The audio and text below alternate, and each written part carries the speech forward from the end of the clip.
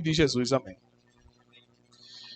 Irmãos, segundo tópico que me pediram para falar foi sobre ameaças à masculinidade bíblica, à ideologia de gênero. Então, nós vamos tocar nesse assunto e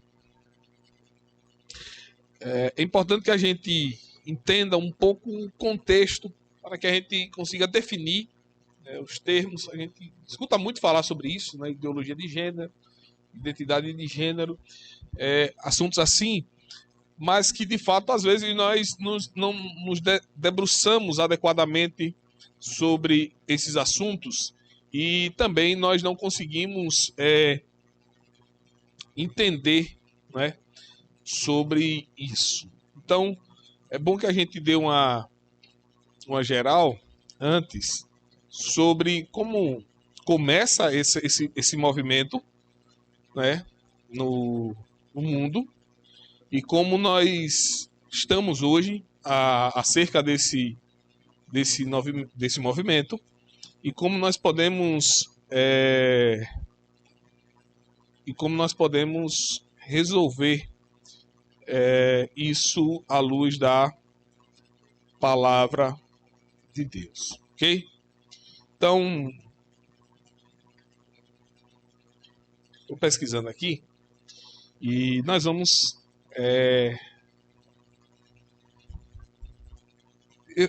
se eu mandar para você por WhatsApp, você consegue projetar algo aqui? É um documento.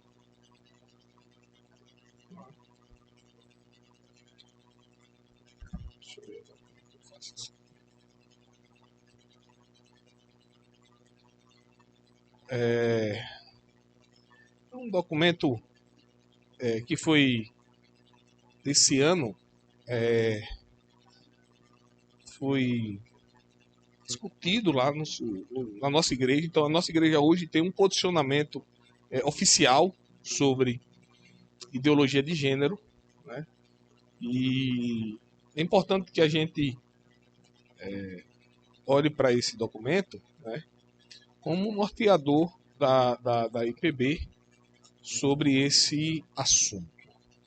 Deixa eu ver se eu somando para ele aqui, que vai ser a parte final da palestra.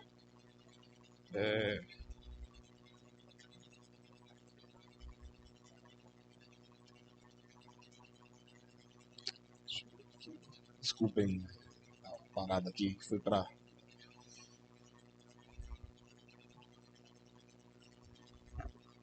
Esse documento aqui, tente mandar aí para você. Se você não conseguir, eu leio ele. Então, como começa isso? Então, nós temos a Revolução Feminista, que ela começa lá na década de 30, 40, né, por direitos iguais, né? Esse primeiro ponto da Revolução Feminista, ela começa com direitos iguais. Então, ela começa lá e o movimento basicamente era direito a voto, essas questões todas relacionadas à igualdade, né?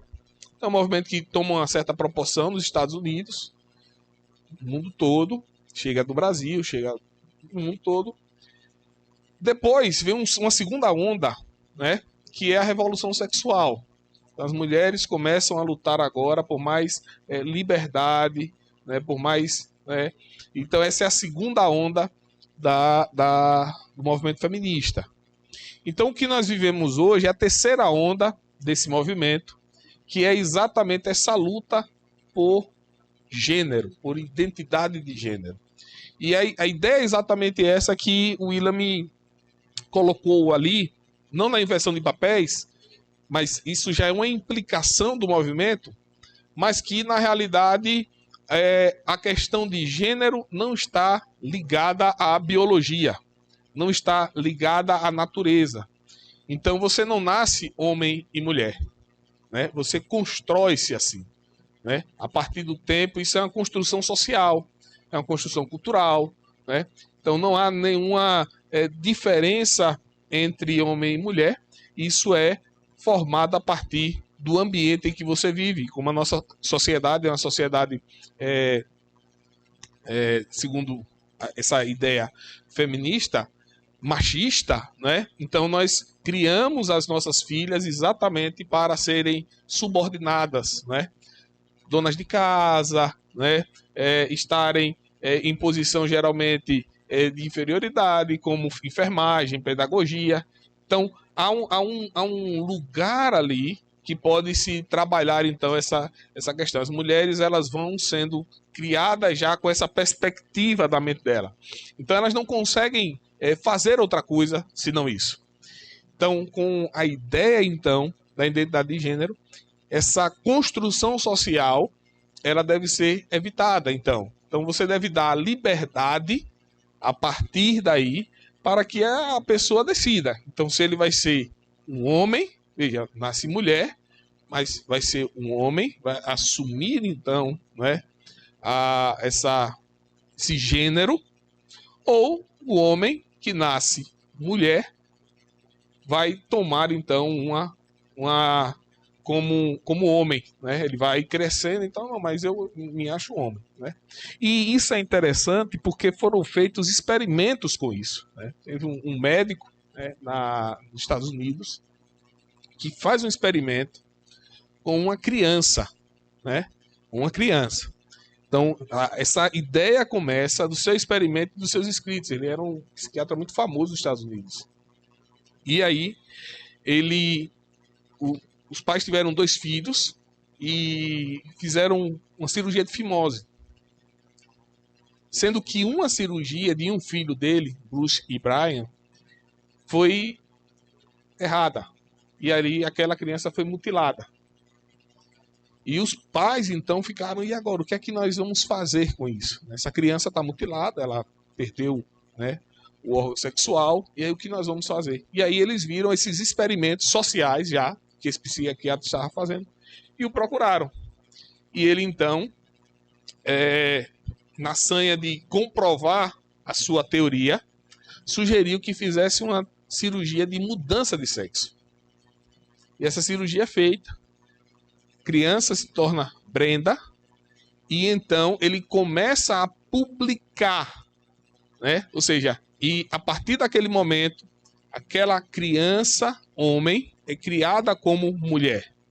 Ele começa a fazer então agora publicações científicas para comprovar a sua teoria. Só que essa família desapareceu. Essa família, ela simplesmente não tinha mais acesso, né? As pessoas não tinham. E aí um crítico desse psiquiatra começa a desconfiar e começa então a procurar essa família. E então ele encontra a família e encontra a família totalmente devastada, os pais totalmente no alcoolismo, né, nas drogas, né, o outro filho, que, né, não a cirurgia foi bem sucedida, que era homem, também estava devastado, e foi mutilado, ele tem então que voltar. Ele não consegue se aceitar como mulher, porque ele é homem. Ele nasceu homem. E então este homem já era grande. Ele começa a desfazer as pesquisas que o outro tinha feito. Só que imagine só, né? Este psiquiatra é muito famoso, então, nos Estados Unidos. E aí é uma luta, né, de Davi contra Golias, né? Ele começa a publicar também coisas falando do seu arrependimento, mas a comunidade não dá tanto ouvido como aquilo que o psiquiatra, né, falou, a ciência falou. Nós estamos acostumados com isso, né? Vivemos 2 anos daí, a ciência falando, né? Então, é a partir daí, desse momento, desse momento crucial na história, que começa-se então a publicar-se material, a começar-se a pesquisar e começar-se a desenvolver. Então, isto ainda é o experimento. ainda não é a identidade de gênero, a teoria de gênero, né, como muitos, né?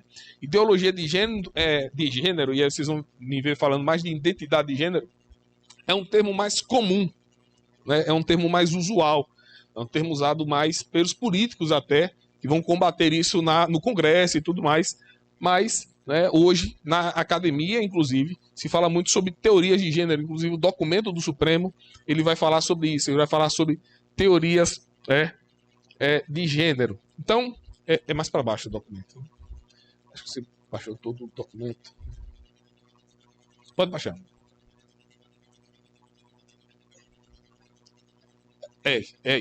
Mais para cima.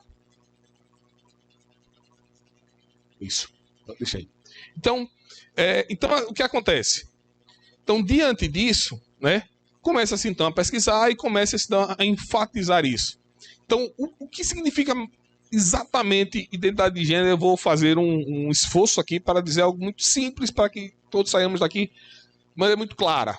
É exatamente isso. Ou seja, a identidade de gênero, ela vai tentar separar a natureza, a biologia do gênero. Então veja, a natureza é uma coisa, a biologia é uma coisa, o gênero é outra. Essas duas coisas, elas não estão ligadas. Uma coisa está ligada à natureza. Você nasceu assim, mas não quer dizer que você é assim, né? Ou seja, o seu ser é desenvolvido de acordo com as suas crenças, com seu meio social, com a cultura em que você vive. Então, de acordo com esse ambiente externo, religioso, cultural e social, é que vai dizer, então, aquilo que você é. Só que temos um problema aí. Até algum tempo atrás, a discussão sobre identidade de gênero estava resolvido a uma questão binária, que era, ele nasce homem e se transforma pelo meio em mulher. Ele nasce mulher e se transforma pelo meio homem. Só que uma pensadora mais moderna, né, chamada Butler, ela vai além. E ela diz que a questão de gênero não está ligado a uma questão binária, mas sim à amplitude. Então, de repente, você pode ser um animal. Eu cresci e eu sou um gato. E você tem que aceitar assim. Veja só como isso vai começando a tomar proporções, né, terríveis, né? Se você for nos Estados Unidos, isso é muito comum hoje. Hoje há mais de 20 tipos de gêneros registrados nos Estados Unidos. Mais de 20 tipos de gêneros registrados nos Estados Unidos. Ou seja, não é só homem e mulher. É gato, é isso, é aquilo. Então, é aquilo que você diz que é. É aquilo que você, segundo a construção social, você diz que é. Então você pode ser qualquer coisa, né? Você pode admitir que é qualquer coisa. E o pior de tudo, né? A sociedade tem que aceitar isso, porque isso é o normal. É o novo normal, como dizem por aí, né? Então você tem que aceitar isso. Você não pode dizer, não, você está achando que é um gato? Rapaz, você está precisando de um problema. Você precisa de aconselhamento bíblico. Você precisa de ajuda. Não, você tem que aceitar aquela pessoa, porque isso é o gênero que ela diz. Então isso não é um problema dela. Ela não está passando por problemas. Ela é aquilo. E você tem que começar a aceitar isso. Então, esse é a questão da identidade de gênero. Essa é a ideia geral da identidade de gênero. Qual é o problema disso? O problema disso é que isso tem crescido no mundo, né? O Brasil hoje é um dos países, né, que estão na onda conservadora de que não avançou isso. Então há países no mundo em que isso está bem avançado. Estados Unidos, a Alemanha, né? A França, então a Europa. Então há claramente um avanço no mundo sobre esse assunto. E esse assunto, a grande discussão, é que ele deve ser levado para a escola. Por quê? Porque é na escola, então, que essa questão social ela vai ser combatida, né? Para que os preconceitos quanto ao gênero sejam removidos da sociedade. Então, as crianças devem passar a aceitar isso.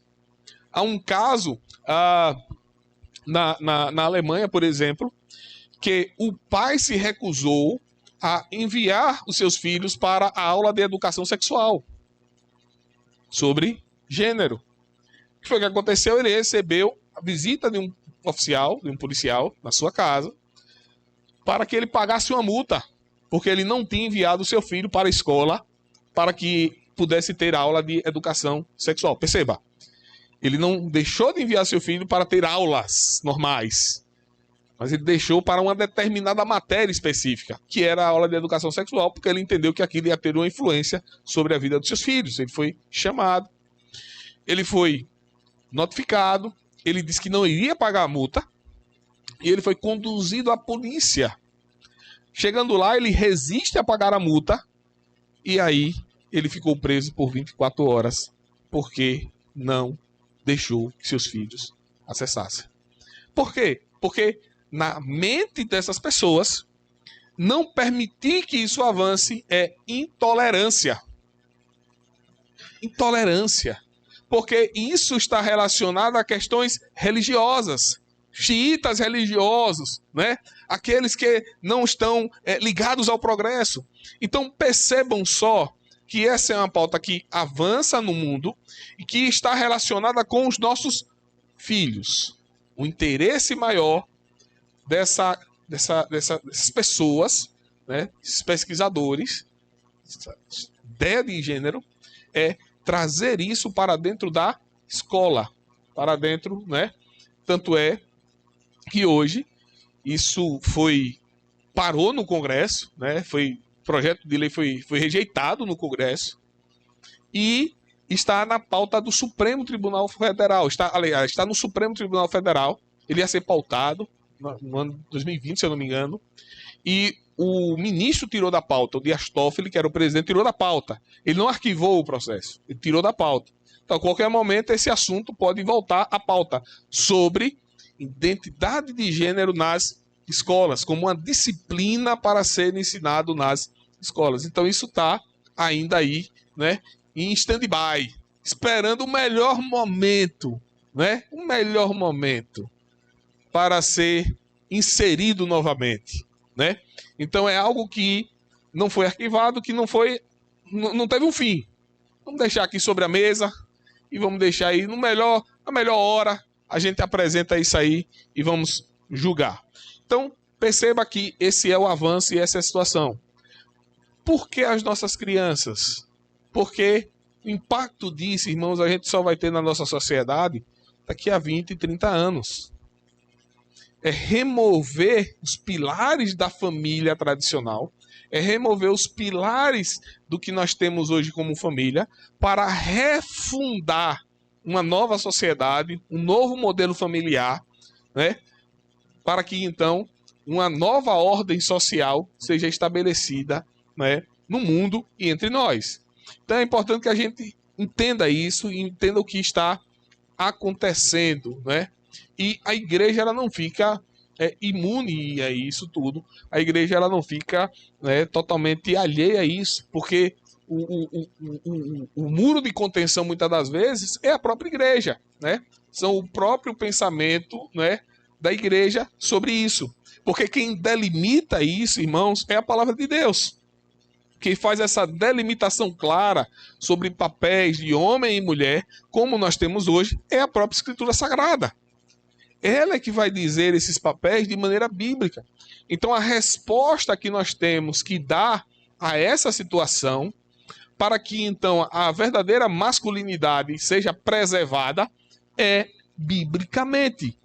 Nós não podemos, uma coisa que se aprende muito na área da apologética, né, na área da discussão dos termos, quando você vai discutir algum assunto, nós não podemos simplesmente tentar argumentar com o argumento deles. tentar trazer, né, a resposta com um próprio argumento biológico, natural, né? Mas o que nós temos que tentar, né, fazer na nossa argumentação é exatamente argumentar de maneira bíblica, de maneira como Deus ordena, como o Senhor de todas as coisas. E aí surge uma questão que a gente pode fazê-lo de maneira complementar. Então, argumentar de maneira bíblica e argumentando também juntamente com a Bíblia e colocando esse argumento inferior até as Escrituras Sagradas, né, com o argumento da revelação geral, da própria revelação geral. Né? Quando você vai olhar para a natureza é muito clara. Ela é binária, macho e fêmea. Né? Então você não tem 1000 gêneros na natureza. Né? Um cachorro que de repente se acha um gato, ou um gato que se acha, né, um leão. Você vai ter um cachorro, você tem um gato, você tem isso, você tem aquilo. Então, essa ideia, então, ela é muito clara na natureza. Mas perceba, esse argumento eu não posso olhar e ver isso, senão pela lente das Escrituras Sagradas. Então é muito importante que a gente estabeleça isso, né? É muito importante que a gente tenha isso em nossa mente. Então, aí está o documento, e aí eu queria ler com vocês e ir comentando cada coisa que nós temos aí. Primeira delas, né, que está aí o considero. Obrigado, para mim saber a hora, senão YouTube fica com raiva de mim. Então, o ponto 1 diz assim, né? Quanto ao documento referente à consulta sobre identidade de gênero e similares. Né? Foi agora em 2022.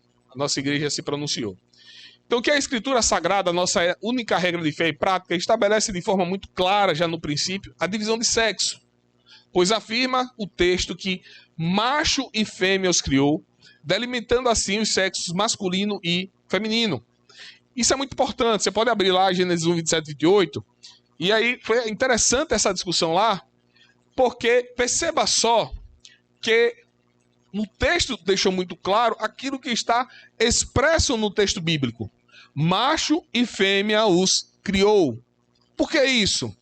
Porque se você vai para o argumento de homem e mulher, é um argumento já complicado. Né? É menino ou menina? Como é? Por quê? Você tem essa jogadora aí, que joga na Superliga Feminina, que diz que é mulher. Mulher. Se você chamar ela pelo nome dela, o nome de batismo, da certidão de nascimento, que ela, quando foi, né, concebida lá, e foi a primeira certidão de nascimento dela, não aceita nem ser chamado por isso. Porque isso é homofobia. Né? Você chamar a pessoa pelo nome dela é homofobia. Porque você está ferindo o princípio daquela pessoa. Ou seja, ela é uma mulher. Quando você vai para outro caso muito famoso, né? Conhecido de todos, que é a filha de uma bailarina lá do Chacrinha, né? Que é mulher e fez todo um processo para se transformar homem. E ela não aceita de ser chamada de mulher, nem pelo nome dela. Ela diz que é homem. E mais, ela não diz, eu sou transexual. Ela não aceita ser chamada de transexual. Ela diz que é homem. Então perceba que até o conceito de homem e mulher hoje é relativo. Esse conceito hoje é relativo. Porque a ideia de gênero é exatamente essa. É você, né? Eu sou mulher agora. De repente eu virei e aí tem quem diga. Não, mas você é homem. Por que não?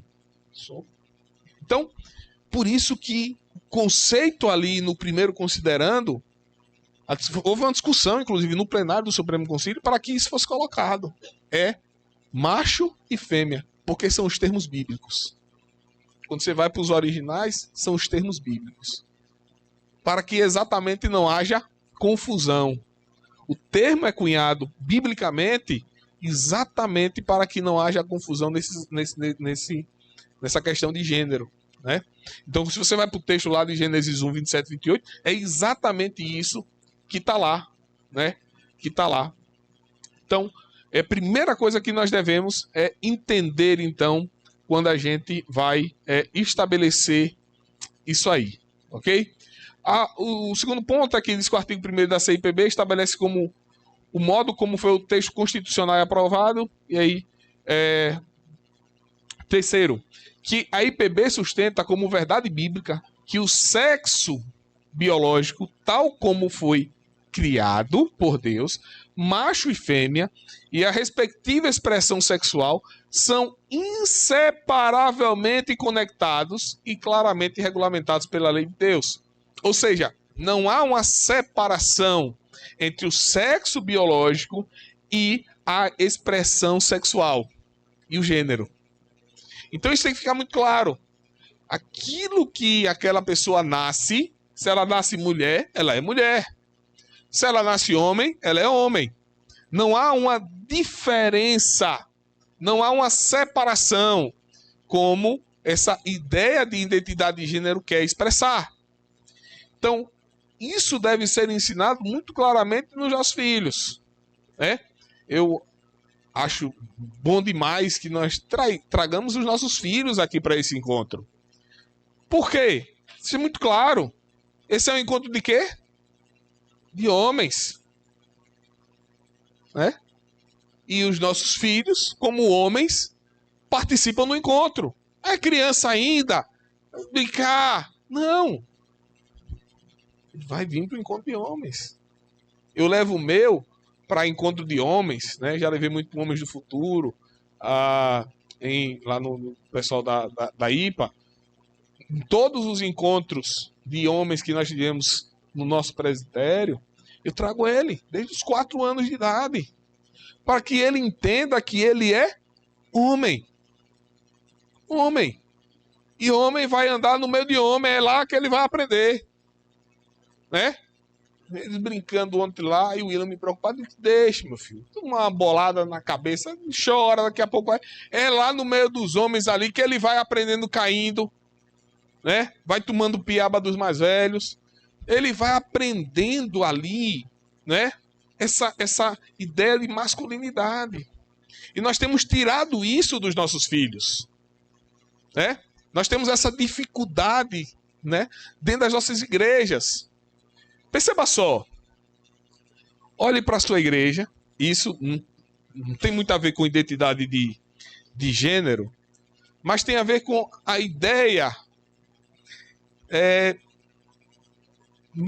mais suavizada do mundo, né? Mais feminina do mundo. Né? Então nossos filhos vão para a igreja, e aqui é um desafio, nós somos homens. E eles vão aprender lá na escolinha dominical com quem?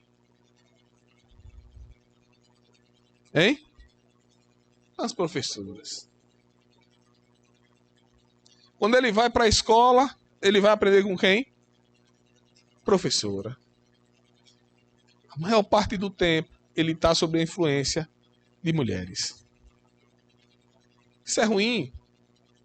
Tem o seu aspecto ruim. Porque ele vai ali, né? Às vezes a gente até na igreja, tá falando com o menino ali, né? O canto às vezes é mais suave, né? Mas você entra na igreja, é aquela coisa preparada mais para um ambiente mais feminino, né? Então, perceba só que isso é algo que é problemático para a identidade, às vezes, dos nossos filhos, homens, né? Então, é importante que nós comecemos a entender que a questão biológica está relacionada à questão sexual. E isso deve ser inculcado na cabeça dos nossos filhos.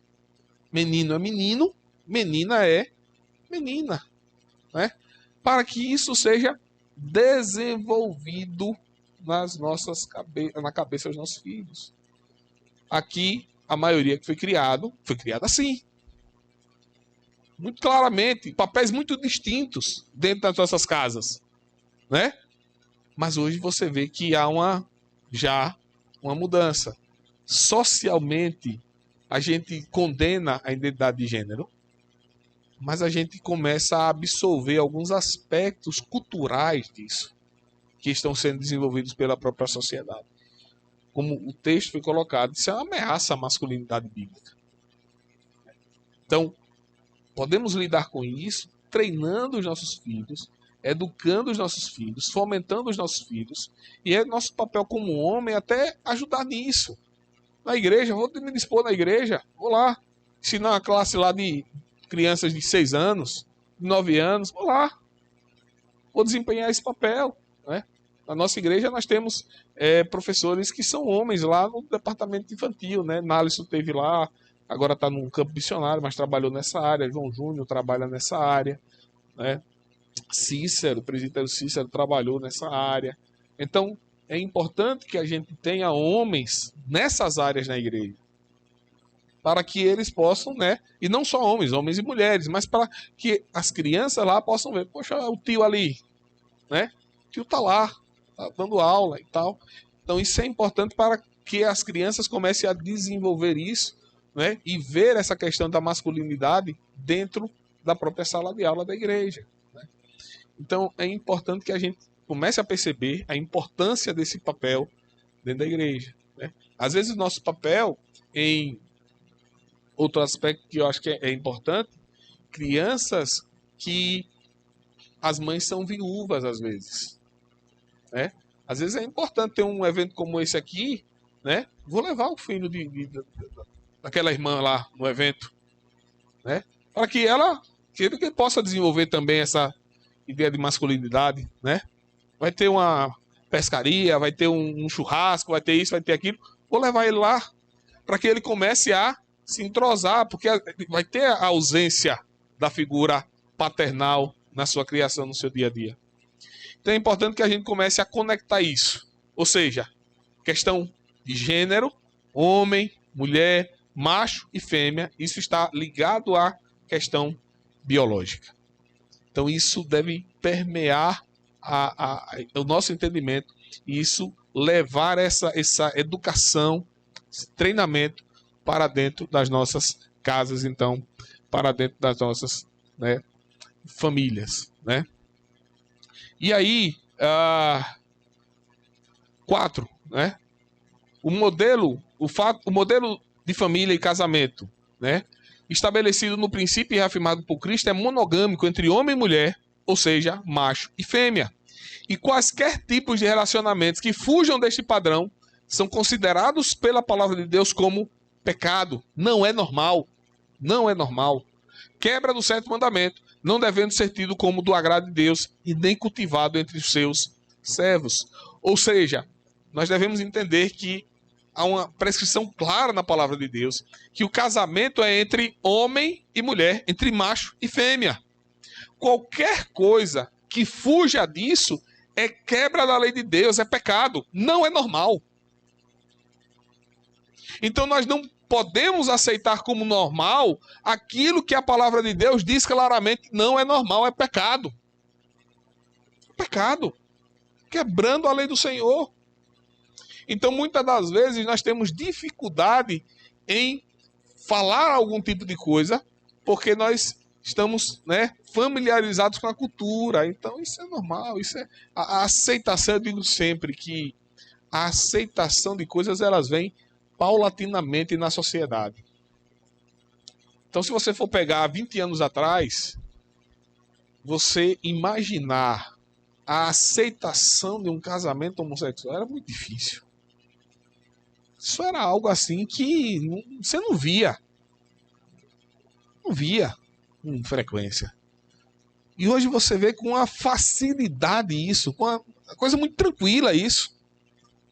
A sociedade aceita isso de uma maneira muito natural. Isso é natural, né? E aí você começa a ser chamado de preconceituoso.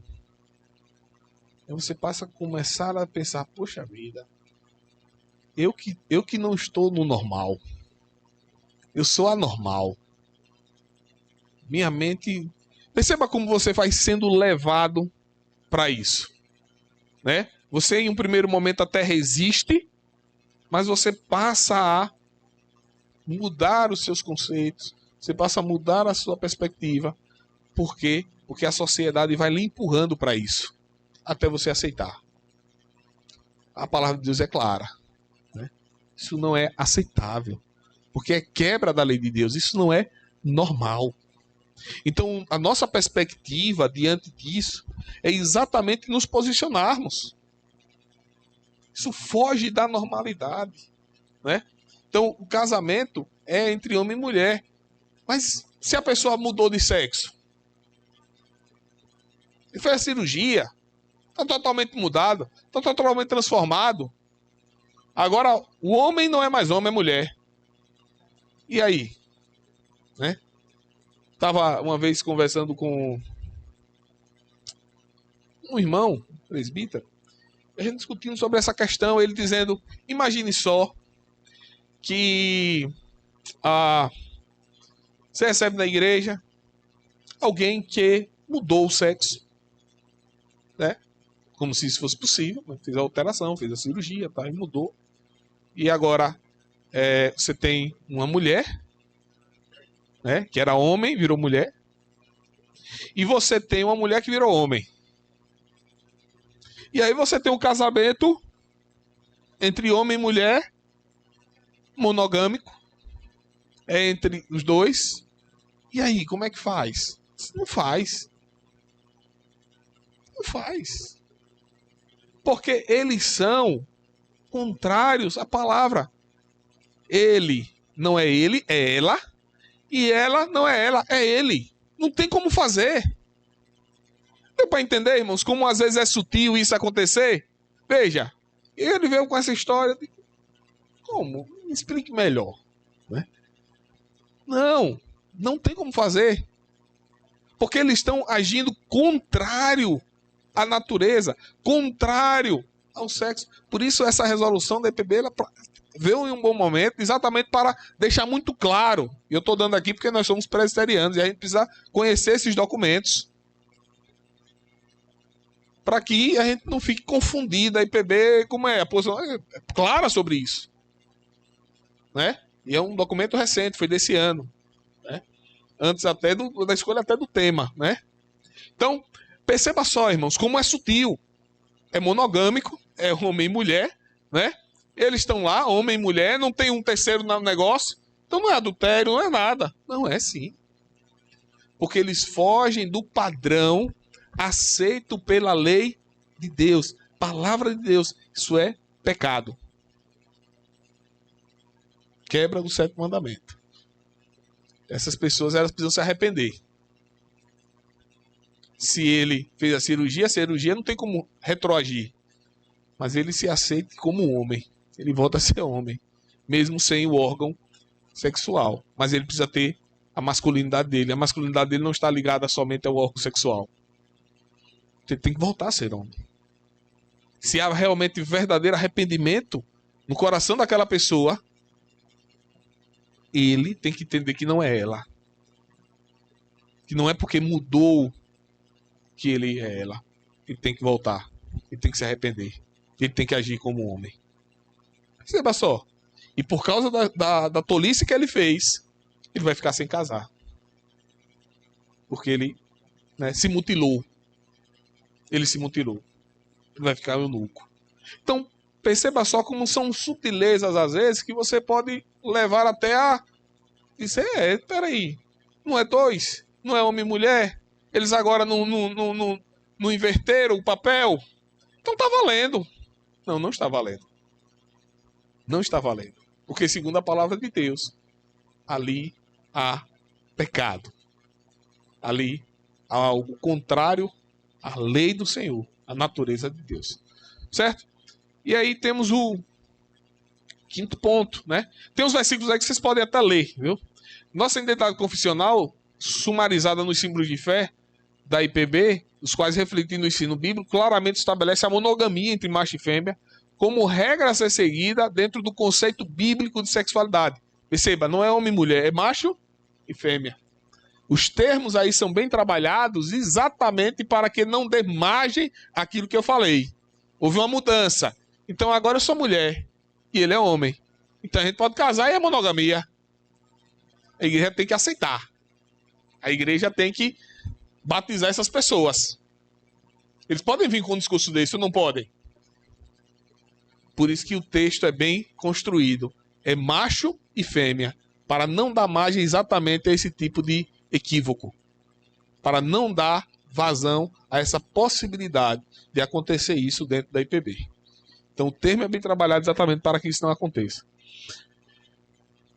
Então, conforme as Sagradas Escrituras, ou seja, macho e fêmea dispõem de forma clara que o que estiver fora deste padrão é considerado pecado. E está aí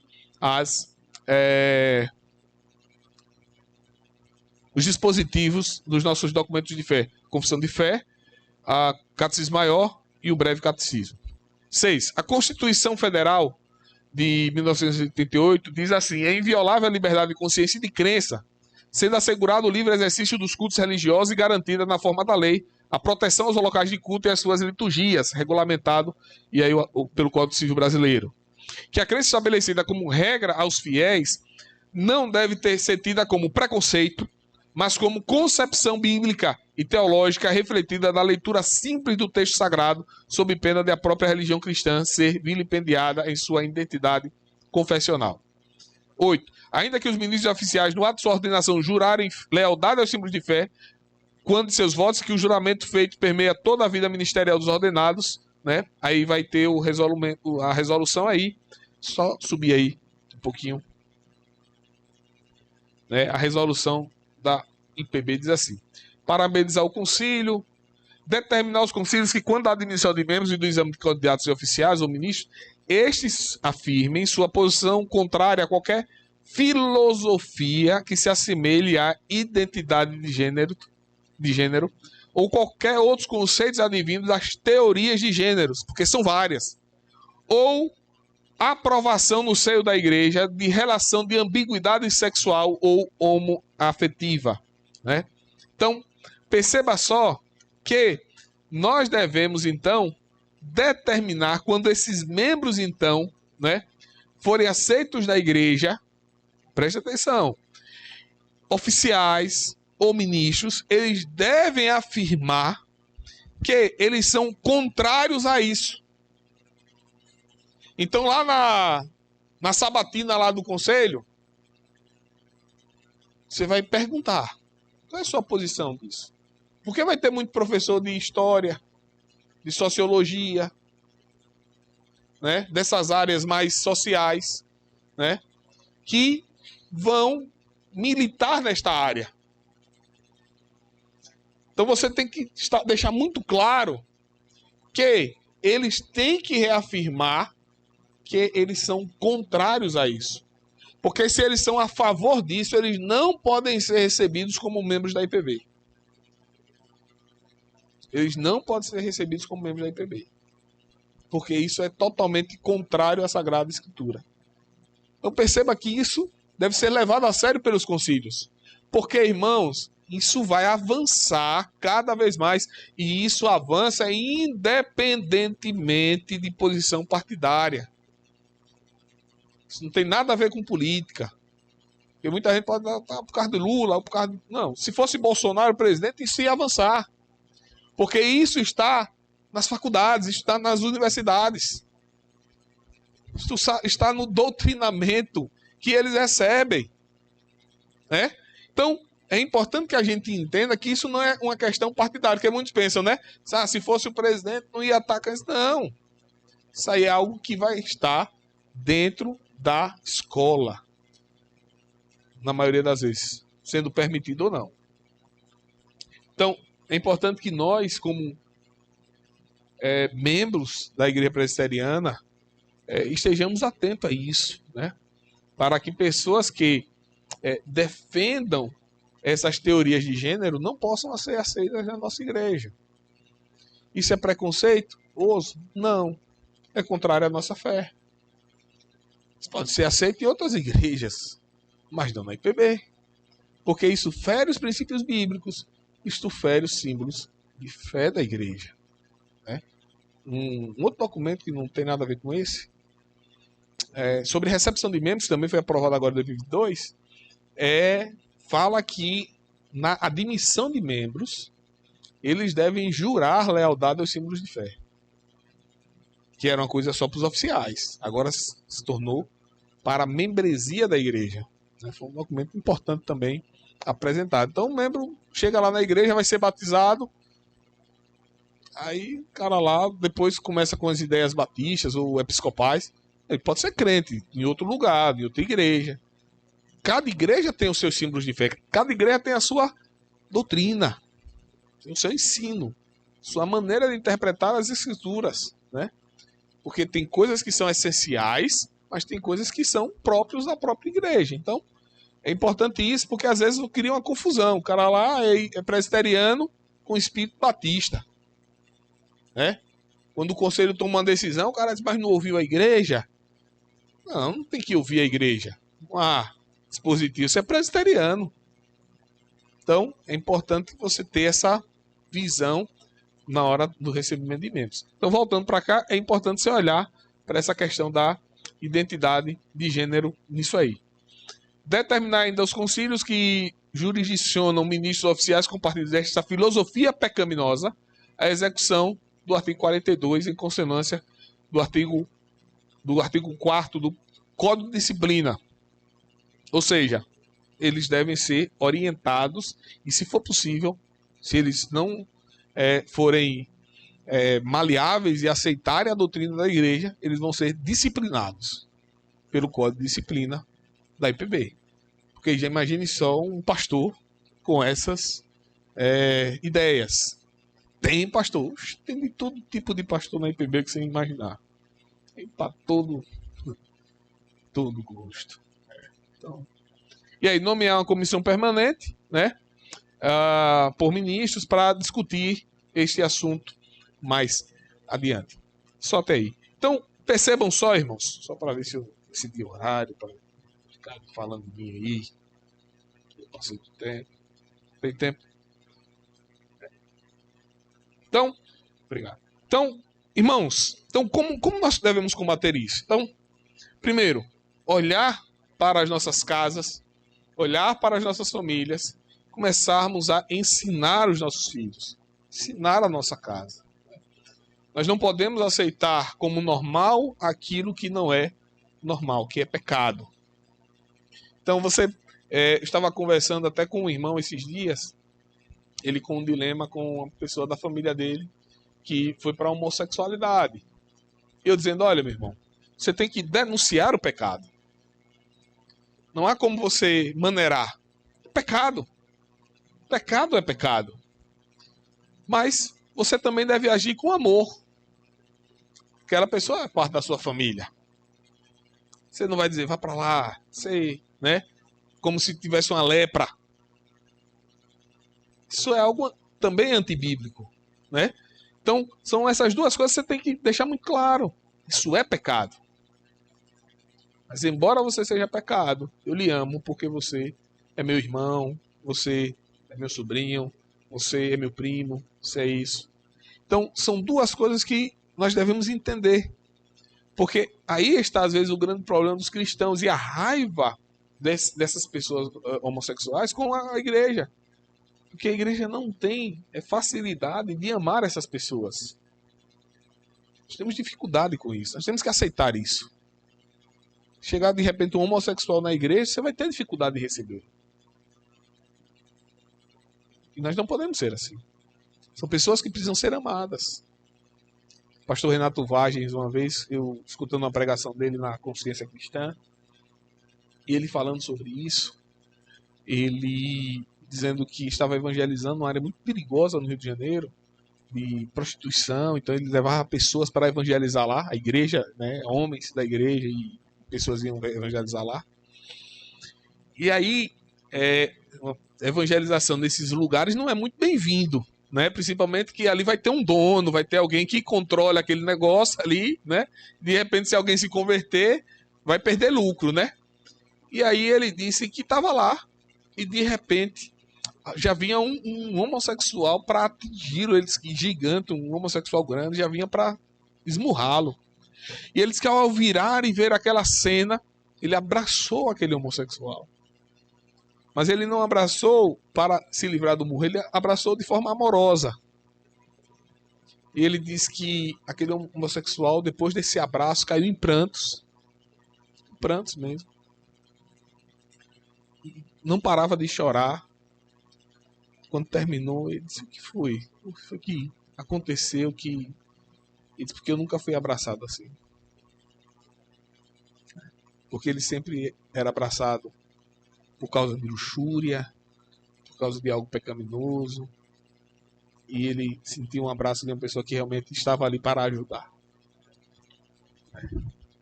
Às vezes nós faltamos isso. Porque temos medo do que a sociedade vai pensar de nós, porque temos medo das reações das pessoas. Então a gente tem que ter entendimento que a gente deve militar nessas duas áreas. Denunciar o pecado, mas amar essas pessoas, né? Olhar para elas como pessoas que estão enganadas pelo seu próprio coração, cegas de entendimento, né? E precisam ser evangelizadas. Por isso que os termos que nós devemos usar não devem ser termos sociais ou culturais. Tentar confrontá-la com o que ela já tem também.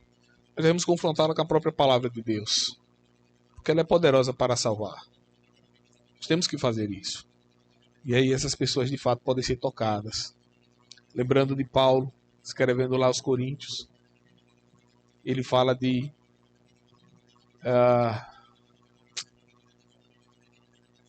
sodomitas.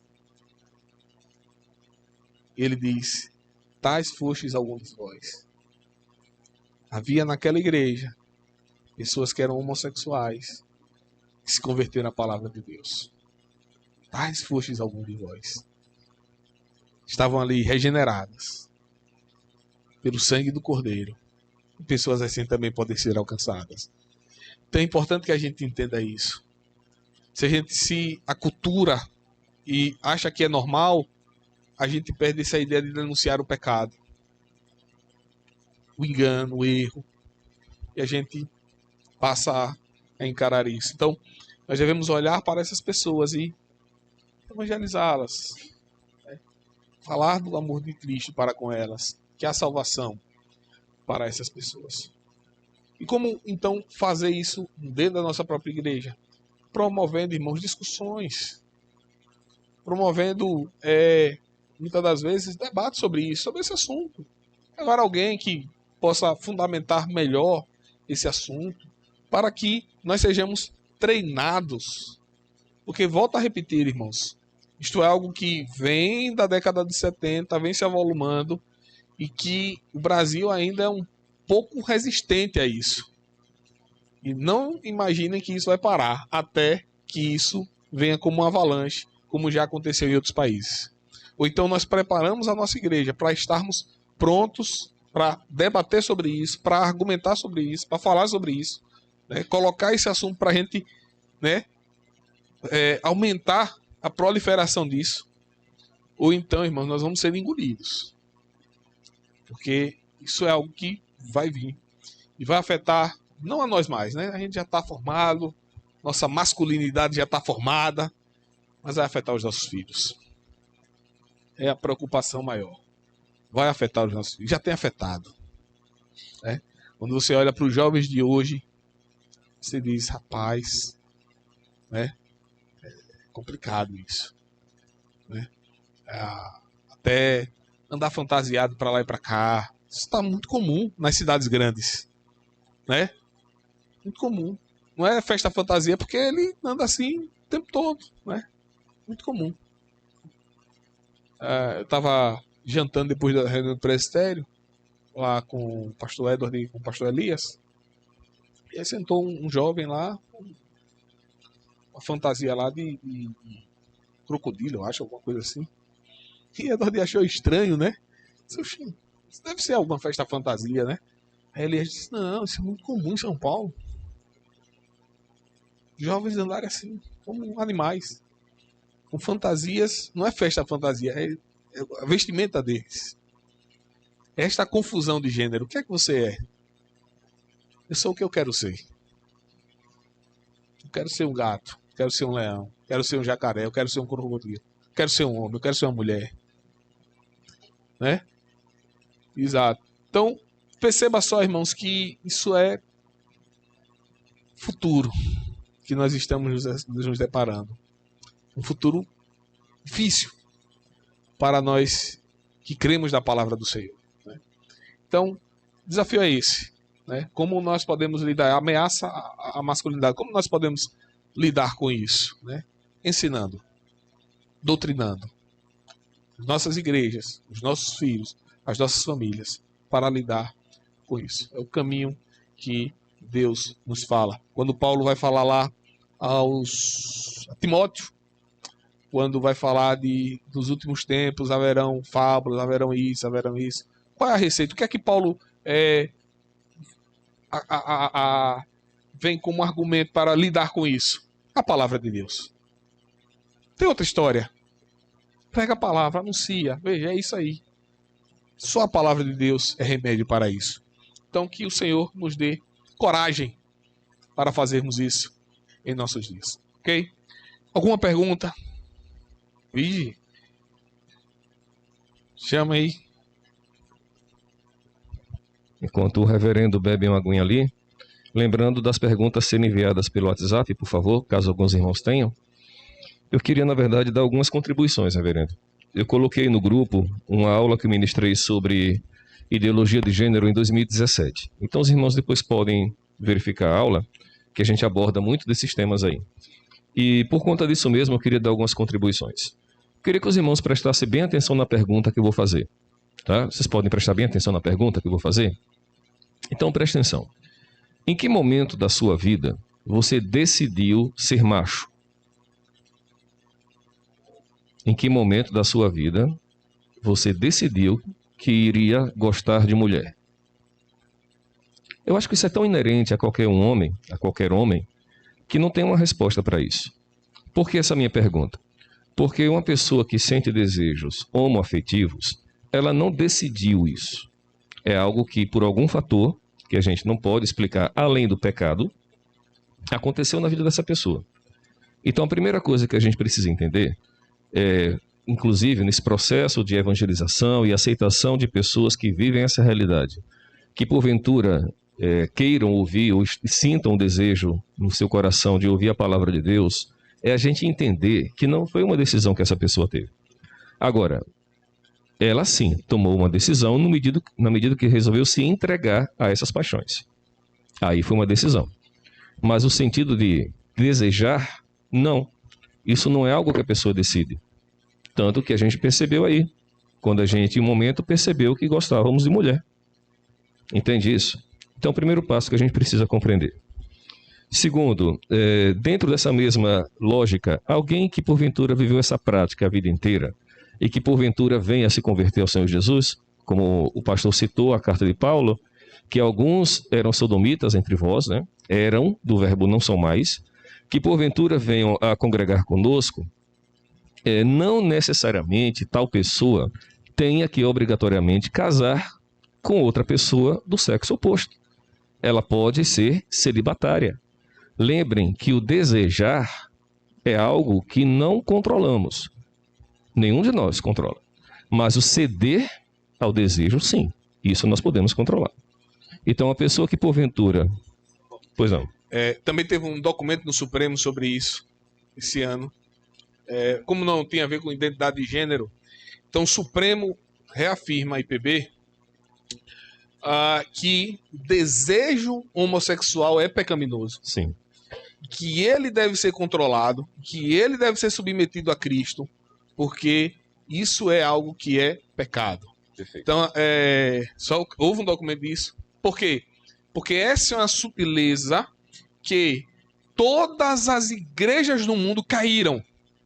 Igrejas hoje que aceitam o homossexualismo nos Estados Unidos, na Europa, caíram nessa sutileza. Primeiro, eles afirmam essa questão do desejo não controlado, desejo homossexual, tal, e aquela coisa. E aí depois eles passam a aceitar a prática. Então, o Supremo, neste ano, fez essa reafirmação de uma discussão que já acontece no mundo, que muitas igrejas do mundo já caíram sobre isso, e que é sutil e que passou esse ano. Discutimos esse assunto lá em 2000, agora, em julho, e foi rejeitado, né, o documento, exatamente para mostrar firmeza da IPB, um argumento até que o reverendo Davi Charles usou. Né? O bom de isso ter acontecido em outras igrejas do mundo é que a gente já está vacinado, a gente viu o que aconteceu e viu o que deu Errado, no que deu. Né? Então a gente consegue hoje até aprender com os erros dos outros e reafirmar essa questão do desejo, Sim. né? Que precisa ser submetido A Cristo. Né? Perfeito. Mas em momento algum a gente vai defender o contrário mesmo. Não. O desejo ele é pecaminoso. Assim como você casado, desejar outra mulher também é pecado. Para a gente também não ficar focando apenas nisso, levando que a lascívia ela é pecado em qualquer âmbito. Outra coisa importante, dentro desse mesmo raciocínio, quando a gente vai a esse documento, reverendo, o senhor é mais escolado do que eu nesse aspecto, quando o documento fala sobre macho e fêmea, uma pessoa submetida à ideologia de gênero que se diga macho, ainda que tenha nascido mulher, não seria talvez mais ainda reforçando o princípio adotado pela IPB, colocar a questão biológica do XX e XY para poder ficar muito claro na pessoa que não é apenas uma questão de identidade, mas principalmente uma questão biológica. Talvez isso ajude a reforçar dentro do próprio documento essa questão. Agora tem algumas perguntas aqui. Eu sou professor, então eu vivo essa realidade de pessoas que têm crises de identidade. Eu tenho diversos alunos assim, mas são muitos alunos, são poucos. Alguns inclusive tentam se matar ou coisa do tipo, pela rejeição da família e pelas vezes a autorrejeição.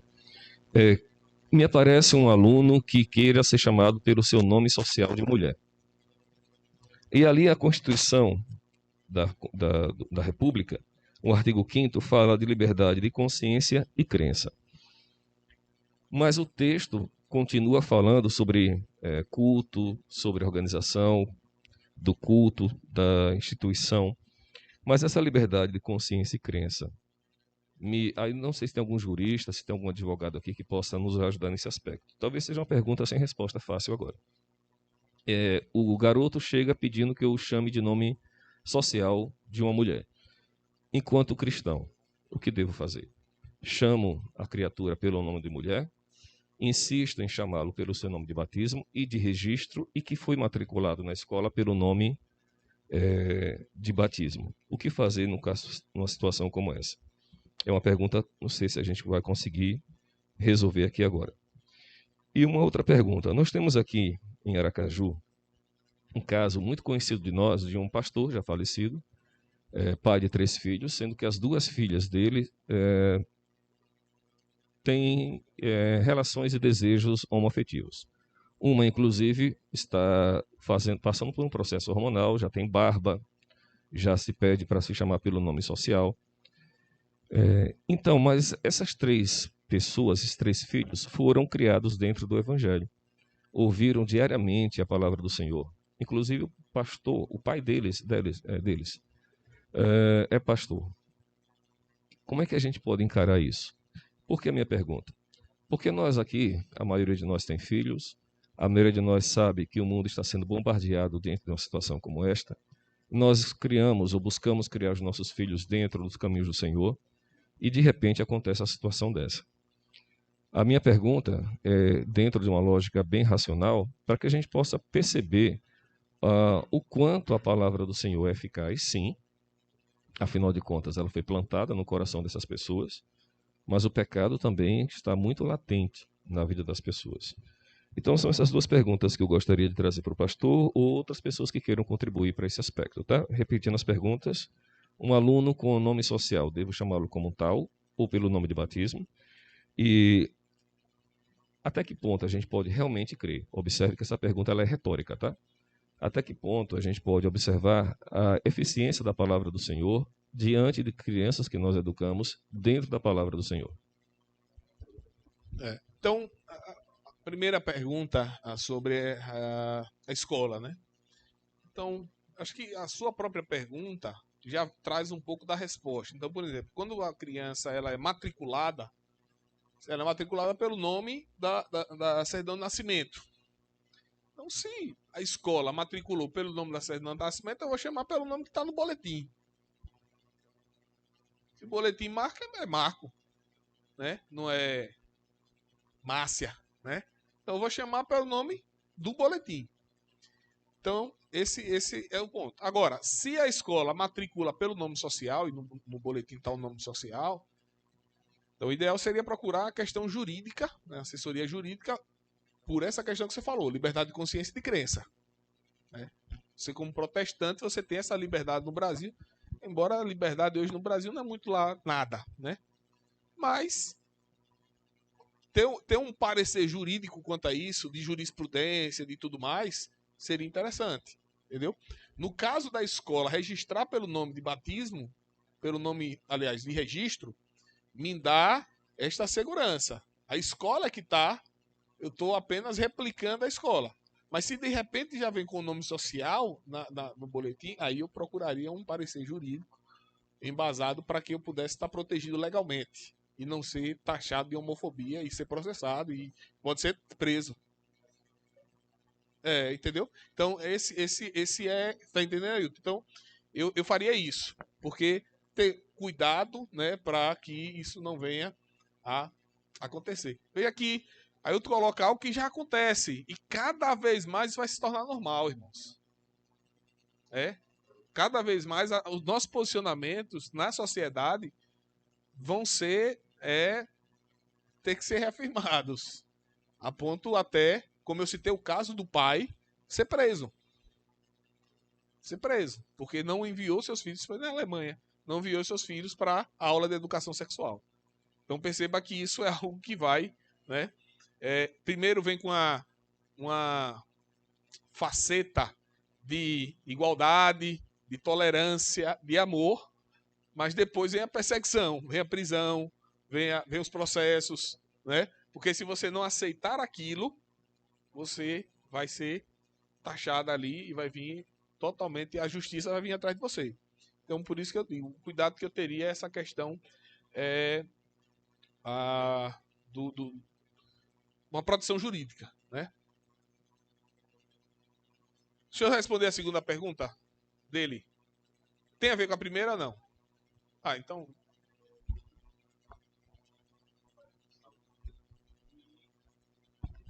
A minha esposa trabalha num posto de saúde, eles são orientados a responder, ou seja, a tratar as pessoas pelo nome social. Mesmo porque essas pessoas chegam lá já com a petulância que você nem imagina, né? E cheios de direitos.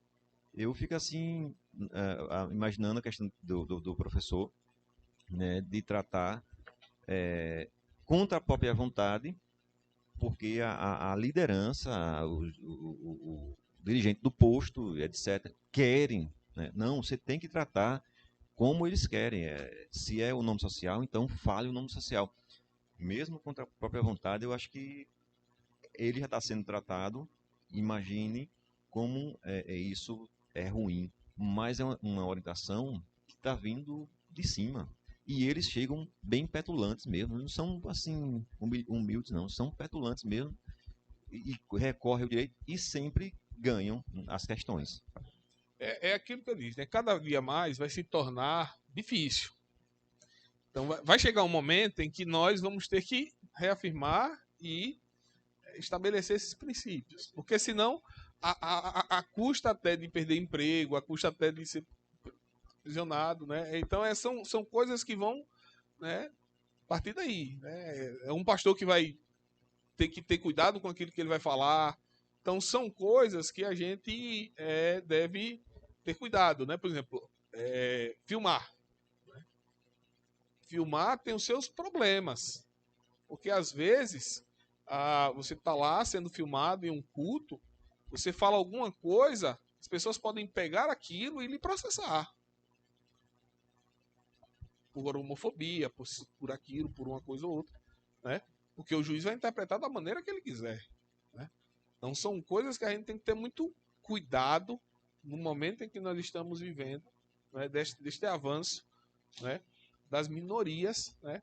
Inclusive avanços que não estão na lei. É bom que isso fique claro, né?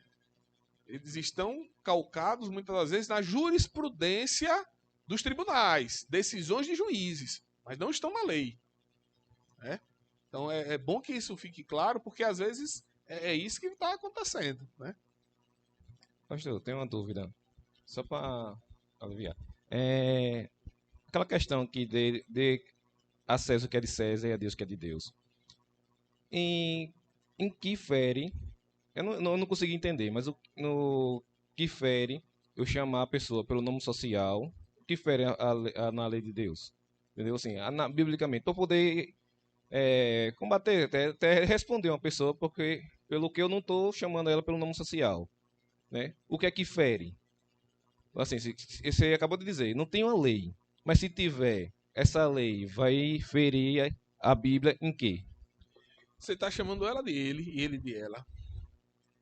O ferimento é esse, entendeu? Você está chamando um homem, um macho, de um nome feminino, de mulher. O ferimento é esse, entendeu? É, isso, exato. É, é.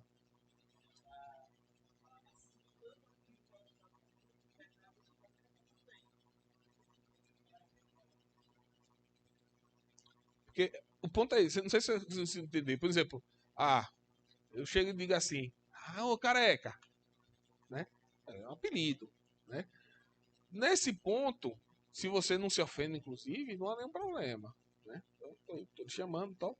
Mas se eu lhe chamo de mulher, há uma ofensa bíblica aí. Você não é mulher, você é homem. Você tá. É,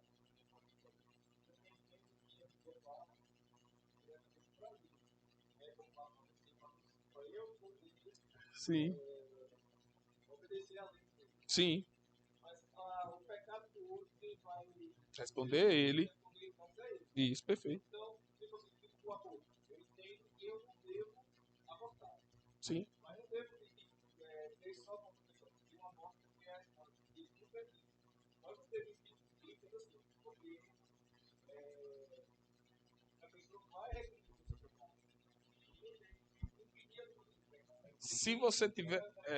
Se você tiver meios de impedir, você deve impedir. Porque, por exemplo, vamos imaginar aqui, pegando essa questão do aborto, você vê um cara e ele vai matar outro. Você pode impedir isso. Você pode impedir que alguém mate outro. Se você não impede, existe um pecado na Bíblia que chama prevaricação. Você prevaricou. Você podia impedir um erro e você não fez. Entendeu? Você simplesmente deixou. Nessa ideia sua. Não é comigo, não sou eu que estou pecando, então quem quiser que faça. Aí, o problema é ele vai pagar diante de Deus. É esse argumento. Mas quando você faz isso, você prevarica. Você pode fazer com que aquele pecado não seja cometido, você pode ser conivente, palavra que ele usou, né, que a Bíblia usa de prevaricação. Deu para entender? Brendo, eu quero parabenizar pelo nível do ensino para nós nessa manhã. E um pouco do que o nosso irmão presbítero Ailton falou sobre a Constituição, artigo 5º, né? E ele fala da liberdade de consciência e de expressão, né? De religiosidade, enfim, de crença. Mas é bom também lembrar, saber se o senhor compartilha isso aí, de que essa liberdade, essa lei, ela é lei para os dois lados. E também existe um nível de consciência de quem é procurado para dizer, me chame pelo nome social. Bem, é a sua consciência, mas a minha consciência. Estabelecer, senão... Aí, por quê? Porque esse mesmo questionamento toca na questão que o Joel mencionou, de como fazer. Eu entendo que pela Bíblia, a gente tem que fazer conforme o exemplo da Bíblia, fazer como Paulo, apelar para César, que é a lei. Tem lei, vamos pedir a lei. Enquanto houver lei. E aí é outra questão que eu coloco para o senhor, em que nível a igreja deve militar juridicamente para se resguardar enquanto houver lei, houver algum nível de respeito por lei. na nossa nação, né? Porque senão, a lei é o testemunho, senão, se os fundamentos forem arrasados, quem vai fazer o justo? Então, o mínimo da igreja é lutar por fundamentos jurídicos para dizer liberdade de consciência, para você. Chame você como quiser, seja você o que for, mas a minha liberdade também de não aceitar. Seria a proteção para a esposa dele ou qualquer profissional, minha esposa, qualquer pessoa, né? Obrigado. Não, acho que a ideia é essa, né? Então, assim, pegando pela igreja, a igreja com essa decisão, a ideia é que a igreja seja protegida com essa decisão agora em 2022, né? Para quê? Para que realmente isso que está avançando, vai avançar sobre a igreja, né? Não venhamos a ter problemas, né? Jurídicos, não venhamos a ter problemas na recepção de membros, na admissão de membros. De repente, um caso como esse que eu citei aconteça. O sujeito fez a cirurgia, tal, o outro fez também, e aí eles começam a terem relação, eles casam. Eles podem casar hoje. Eles chegam lá na igreja e dizem, queremos ser admitidos. A igreja disse, e aí, como é? Traga aí. Não. Mulher e homem. Monogâmico. Aí você vai olhar, mas você não é mulher. Você não é homem. Não somos. Você é homofóbico se não está dizendo isso. Então perceba que isso pode acontecer. Então o documento vem exatamente para que isso fique muito claro, traga clareza, né, nos termos, para que a igreja não seja surpreendida com essas questões, né? E ver que no documento, no teor do documento, fala-se exatamente no artigo 5º da liberdade de crença. A igreja, a liturgia da igreja, o modelo de admissão da igreja está estabelecido, é interno, né? É dentro da igreja. Quem está de fora não pode dizer, você vai receber fulano porque fulano é isso, né? Não, por isso, né? Por isso que quando eu falei aí, né, ele tem um parecer jurídico, resguarda, né? Porque ali o parecer jurídico vai ter jurisprudência, vai ter, né, um advogado pesquisou, fez toda a pesquisa, então vai dar segurança a ele, né? Que é essa questão do dar a César o que é de César, como ele colocou aqui, né? Então você vai ter um salvaguarda do que já aconteceu, né? Então para você ter pelo menos um parâmetro aí, né, de proteção. Eu queria compartilhar um pouquinho, como pediatra, e a gente trabalha muito com essa área. Hoje isso tem crescido muito, uma pergunta dos pais sobre isso daí. Aí eu até comentou da questão, será que não seria o caso de colocar XX, XY, né, no documento da igreja? Isso daí, né, vai gerar até conflito em algumas situações. A gente tem que entender que a nossa natureza é corrompida. Se a gente entende como ser humano que já existiu um momento que a gente foi perfeito, a gente não é mais.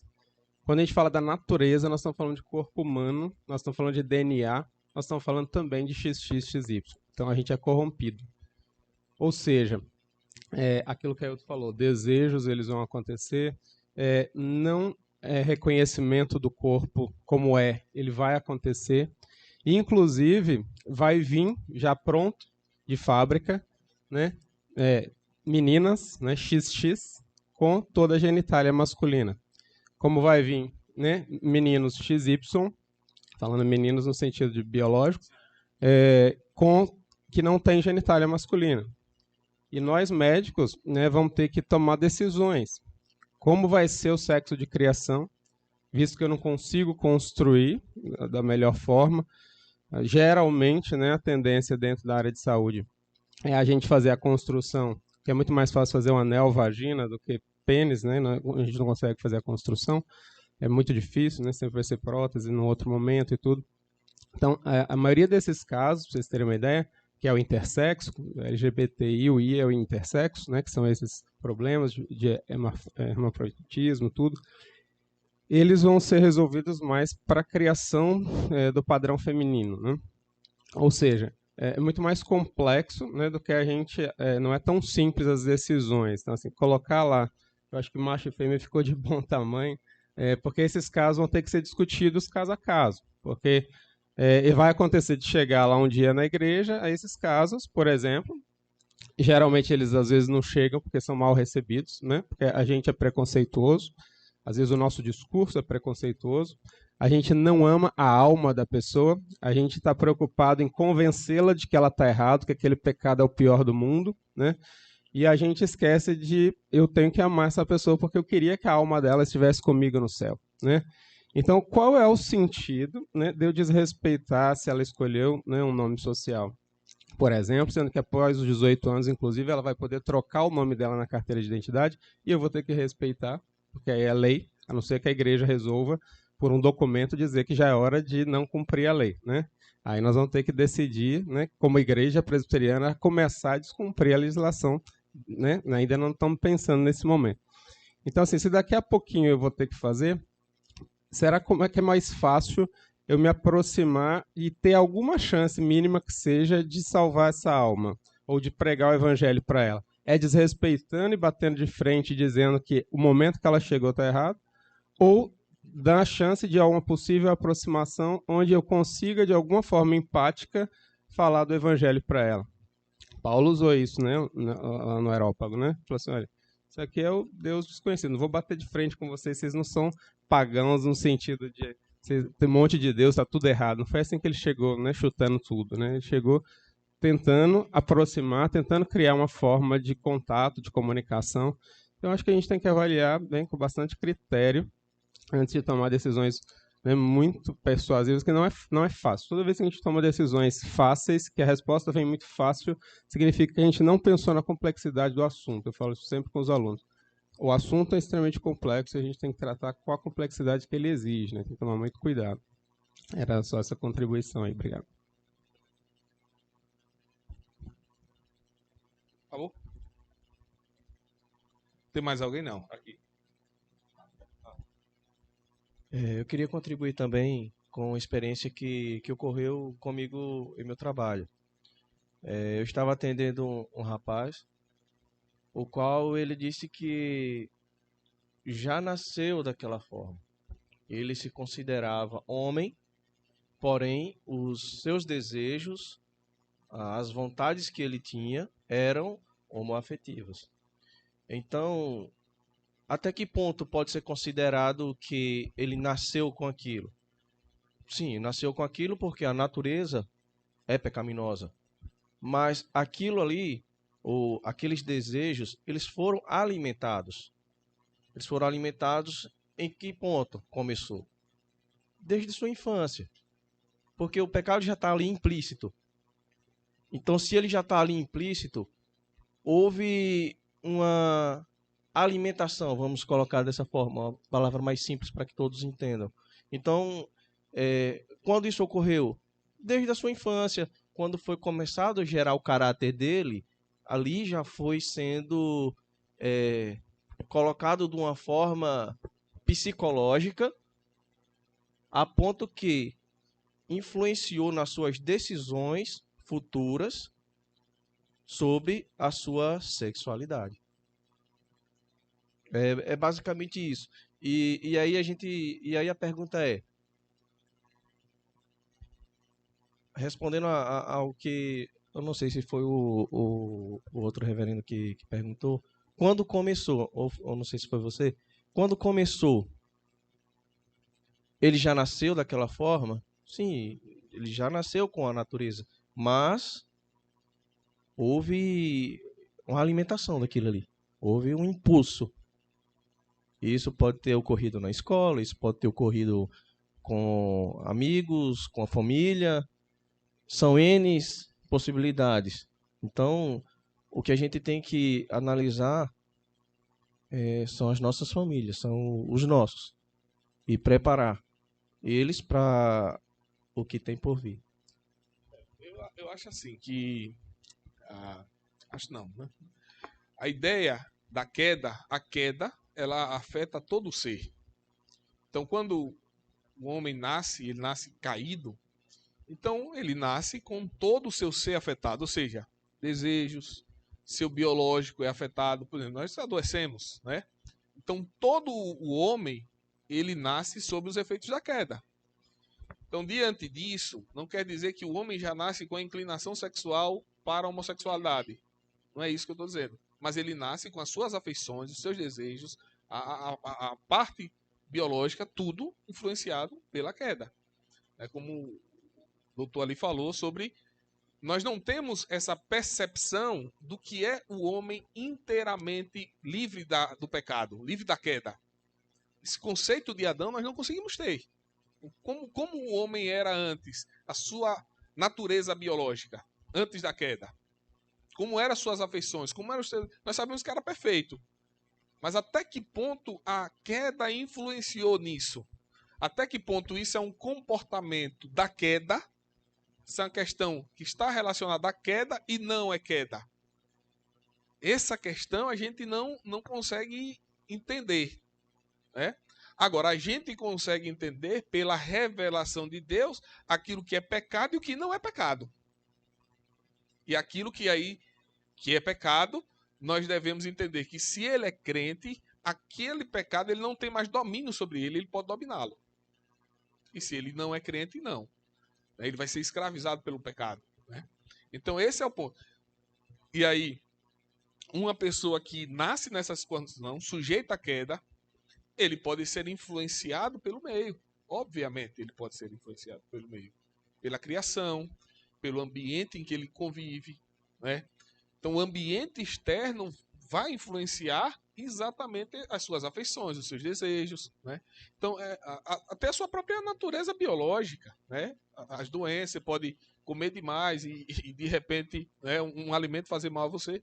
Então, é importante que entendamos que a queda provoca uma desordem no homem, e aí o grande problema é que a gente tende a separar alma e corpo. Então isso é um problema da alma, isso é um problema do corpo. Eu não gosto de fazer essa separação. Não gosto. Por quê? Essa é uma separação pedagógica, para a gente entender a natureza do homem. Eu até costumo chamar de parte material e parte imaterial, né? Mas o homem ele é criado um ser só. Ele não é criado dividido. Isso é alma, isso é corpo, isso é isso, aquilo. A ponto de que um influencia no outro. O corpo influencia na alma e a alma influencia no corpo. Eu uso um exemplo para mostrar isso, o exemplo de Davi. Davi pecou e trouxe a transgressão dele, trouxe problema de comunhão dele com Deus. E afetou o corpo. A gente leu ontem o Salmo 32 aqui. Ele perdeu vigor, né? Ele diz que andava de luto, ele ficou triste, ele ficou... Então, houve um comportamento biológico afetado pelo seu pecado. E do contrário também é verdadeiro. Alguém que tem depressão, que tem um problema espiritual na alma, né? Quando eu falo espiritual é na alma, no caso, né? Ele vai afetar o biológico. Ele vai afetar a sua natureza corpórea, né?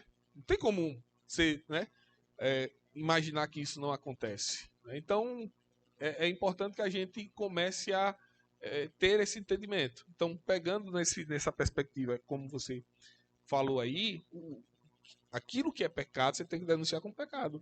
Mesmo que diga, não, mas desde criança eu tenho essas inclinações, então, mas é pecado. Não importa se desde criança você tinha essas inclinações, é pecado. Você precisa deixar, você precisa abandonar, né? Então, pegando aquilo que o próprio doutor falou, né? Às vezes a gente tem essa questão, como eu disse, a gente tem dificuldade de receber um homossexual. E a gente tem que reconhecer isso é algo pecaminoso para nós. Porque nós não conseguimos nos relacionar, nós não conseguimos amar. Isso é algo horrível para a igreja. E aí, pegando uma criança que tem inclinação homossexual, desejo, e uma criança que tem ira, não é pecado também? Né? Preguiça, não é pecado também? Né?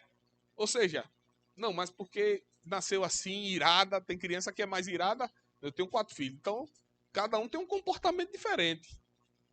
Né? Cada um tem um comportamento diferente. Não é igual. Criação é igual, mas você vê que cada criança, ela vai... Atende muitas crianças aí, sabe que, né? Sabe que cada uma, né? Cada uma tem um comportamento diferente. Ou seja, é porque você diz, não, ela ela é o temperamento, a gente usa essa expressão, é o temperamento dela. Deixe, né? Quando crescer ela vai melhorar? Não vai. Ou você corrige, porque é pecado, ou você pastoreia o coração, porque é pecado, ou aquilo vai piorar com o passar do tempo. É a mesma coisa da questão, mas às vezes a gente separa, né? Não, isso aqui é o jeito dela, deixa pra lá. E aquilo vai crescendo, vai se avolumando, né? Como você falou, vai se desenvolvendo, né? Então, assim, o ideal é você entender que aquilo é pecaminoso, precisa de Cristo. Não é tratamento, precisa de Cristo, precisa do Evangelho. Palavra do Evangelho para ela, que é a salvação, certo? Mais uma só, né? Senão, eu vou cobrar. Eu queria um conselho. O que acontece? Para quem está se profissionalizando, por conta de que é um mercado novo, e quando eu tive a oportunidade de ser confrontado, eu não confrontei, eu fugi. Introdução à nutrição clínica, e o meu coordenador ele é gay, e ele trouxe um trans para a gente confrontar, alegando que é um cuidado diferente. E quando eu perguntei a ele, ele disse que não existe alteração hormonal. A não ser que o indivíduo ele esteja fazendo algum tipo de tratamento, não tem alteração hormonal. A testosterona pode acontecer diminuir um pouco os níveis por conta de questões psicológicas. Mas a absorção de nutrientes e toda a dieta de um trans, de um gay, e todo o leque é a mesma coisa, não muda. Então, por que tratá-los diferentes? E ele disse que são diferentes, a resposta dele foi essa, são diferentes. E aí eu abri mão da medo de deficiência, era medo de deficiência e eu não voltei. Inclusive eu e mais algumas amigas minhas do curso, a gente não voltou mais para a sala. E assim, eu queria um conselho, de fato. Porque eu sei que eu fui arrogante e que eu deveria ter lidado com a situação. Mas qual o certo? Tratá-lo diferente? A mesma questão do nome. Profissionalmente, agir com amor. Como? Exortá-lo. Não tocar no assunto, porque no meu caso, como nutricionista, independe. Eu vou cuidar da alimentação dele e não das relações homoafetivas dele. Como cristão, eu sei que o conselho vem, mas o que fazer? Um conselho. Não entendi o conceito de como se relacionar Isso, profissionalmente. profissionalmente. Eu acho que assim, se ele vai no seu consultório procurar você como nutricionista, você deve atendê-lo de forma amável, igual, como se você estivesse atendendo qualquer outra pessoa. Esse é o grande ponto. Ele não é um monstro, ele é um ser humano criado à imagem e semelhança de Deus, como aquilo que nós ouvimos falar sobre Boaz, né? Criado à imagem e semelhança de Deus, ele em nenhum momento é diferente de você, né? Ele é igual a você diante de Deus, mas que está em pecado. Então, se você de repente até se aproxima desta pessoa com um tratamento que ele pode ter ido em outro lugar e houve um tratamento às vezes até desigual, e ele diz, poxa, eu fui naquele crente, ele me trata melhor do que certo ímpio. Exatamente, o pastor Renato Vagens. Exatamente, entendeu? Então, nesse ponto aí, você deve tratá-lo com dignidade, como um ser humano que foi criado à imagem e semelhança de Deus, né? Então, a partir desse momento, eu acho que é até uma porta que se abre para você anunciar o evangelho para ele. Entendeu? Esse é o conselho que eu daria.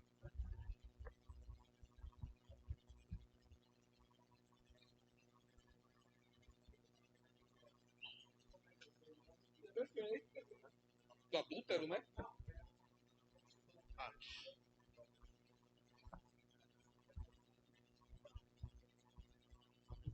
Só para não mudar o tema, aproveitar a pergunta dele. Eu sou professor lá do curso de medicina e às vezes os alunos perguntam exatamente isso, né? Como é que eu me porto diante de... Né? A gente tem que entender o que você está fazendo no local, né? Então, não misturar as coisas, né? O que eu vou dizer numa palestra na igreja é diferente do que eu vou dizer no meu consultório. Por quê? Porque lá o cara está me pagando uma consulta médica onde ele quer orientações de saúde. Ele não quer orientação espiritual nem de escolhas pessoais dele, né? Eu não me intrometo para dizer se a pessoa matou alguém, se é prostituta, se não é. Isso não é minha preocupação, né? Então, independentemente do que ele vem fazer ali, do que ele faz fora daquele ambiente, por isso que existe o sigilo, a minha preocupação é com saúde. Se a sua preocupação é nutrição, é o que você falou, vamos estudar sobre nutrição. Qual a diferença? Ele está tomando hormônios, masculinos ou femininos, isso vai mudar toda a sua nutrição, né? Então você tem que estudar muito bem sobre isso e entender muito bem sobre os tratamentos que a pessoa está fazendo ou não e cuidar dentro daquele âmbito, daquele contexto, né? É a mesma coisa na área de medicina, né? Por exemplo, se eu for atender adolescentes, a minha preocupação como profissional de saúde é que ele não engravide na adolescência, porque isso é sempre um problema de saúde pública severo, que ele não tenha DST, que é um problema de saúde muito importante, ou seja, que use preservativo, por exemplo, nas relações, não importa com quem nem quantas vezes, né? Pra vocês terem uma ideia, o índice de HIV tem crescido muito entre mulheres casadas no Brasil, quer dizer, mostrando que, na prática, né, a nossa sociedade, né, que se diz toda perfeitinha, falha muito, né? Então, assim, a gente tem que entender que a nossa função ali naquele momento é a função específica do trabalho, né? E inclusive, se você ficar abordando como é que é a vida dele lá fora, dar sugestões do trabalho, do casamento, da vida sexual, né? Perde o sentido, né? Isso não é a função ali dentro. Então, eu acho que fugir é uma besteira. Jesus, ele tinha função espiritual. Ele chega para a prostituta, se aproxima, conversa, perdoa pecados, fala com ela para não pecar mais, mas essa era a função dele espiritual, né? Então, cada um cumprindo a sua função. Se você tiver uma liberdade fora do ambiente do consultório, porque criou uma aproximação, porque a pessoa te respeita, porque você convidou para ir num culto, aí a conversa pode ser completamente diferente. Mas naquele ambiente, eu acho que não cabe. Vamos orar. Se tiver mais uma, eu pago. Eu começo a cobrar. Vamos orar para a gente comer. Meu dia. Aí já saiu daqui, já tá comendo lá. Mas, rapaz, eles que eram 11h30. O pessoal começou a perguntar, o já foi embora, já tá comendo. Aí, tá vendo? Vamos orar, irmãos. Senhor, te damos graças, ó Pai, por este momento, pela manhã. Momento proveitoso, Senhor, onde podemos meditar, podemos conversar como irmãos. Podemos, ó Senhor Deus, aperfeiçoar-nos mutuamente. Porque ouvimos, porque falamos, porque é exatamente aí, Senhor Deus, em ouvir, em falar, em conversar, que vamos aperfeiçoando-nos uns aos outros, ó Senhor. Obrigado por estes momentos, ó Pai. Em nome de Jesus. Amém.